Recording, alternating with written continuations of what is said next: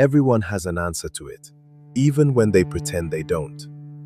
You're at a family gathering, or a wedding, or just sitting across from someone who knew you when you were smaller, and it arrives, casual, almost offhand. So, are you thinking of going abroad?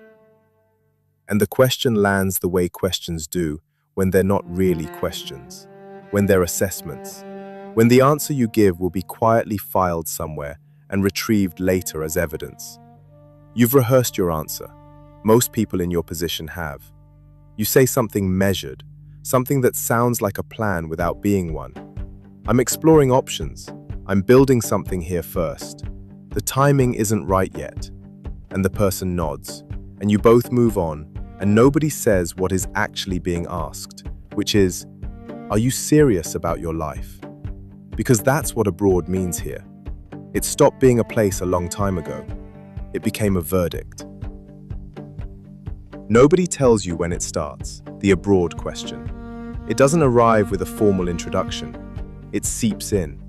You're 12, maybe 13, and someone in your extended family comes back from somewhere, London, Houston, Toronto, and the room changes when they enter it. The way people stand a little straighter, the way your aunt laughs a little louder at things they say. You file that away. You don't know you're filing it, but you are. By the time you're in secondary school, the map has been drawn. There are people who are going somewhere and people who are staying. The ones going somewhere study harder, or at least perform studying harder. They talk about IELTS scores and scholarship deadlines, and the particular name of a university in a city they've never visited, but can describe in convincing detail. They've been rehearsing the leaving before anything has been decided. And then there's everyone else. Not going nowhere exactly, just not going there.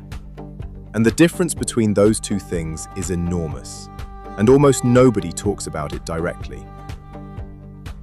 I have a friend who left at 26. Master's degree, good university, the kind of city that sounds like an arrival. He called me the week before he flew and said something I've thought about many times since. He said, I don't actually know if I want this, or if I just want to stop being asked about it. We laughed, the way you laugh at things that are too true to respond to properly. He's been there 4 years now. By most measures, it worked. Good job, reasonable life, a flat that costs more than it should, but that's just how it is there apparently. When he comes back to visit, he speaks warmly about home in a way that feels slightly like visiting a version of himself he's archived. He's fine. He's more than fine. But sometimes I notice him watching the city with a specific kind of attention. The attention you give a thing when you're not sure how long you have with it. I stayed. Not permanently, not officially, not in any way I've put into writing. I stayed in the way of not yet, which is different from no, and different from yes, and somehow more complicated than both. The thing nobody explains about staying is that it doesn't feel like a choice in the way that leaving feels like a choice. Leaving has an event, a date, a ticket, a dinner where people say things about you in the present tense for possibly the last time in a while. Staying just continues. It accretes. You wake up and it's 3 years later and you're still here, and nobody threw you a party for it, because nobody throws parties for the absence of departure. And yet there's a version of staying that is one of the more deliberate things a person can do.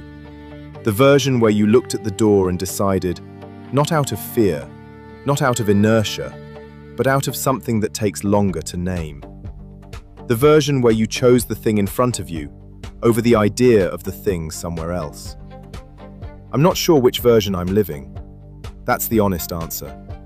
I've been sitting with that uncertainty long enough that it started to feel like furniture. What I do know is this.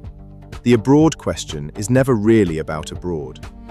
It's about whether you believe the thing you want exists where you are. Whether you trust the ground beneath you enough to build something on it.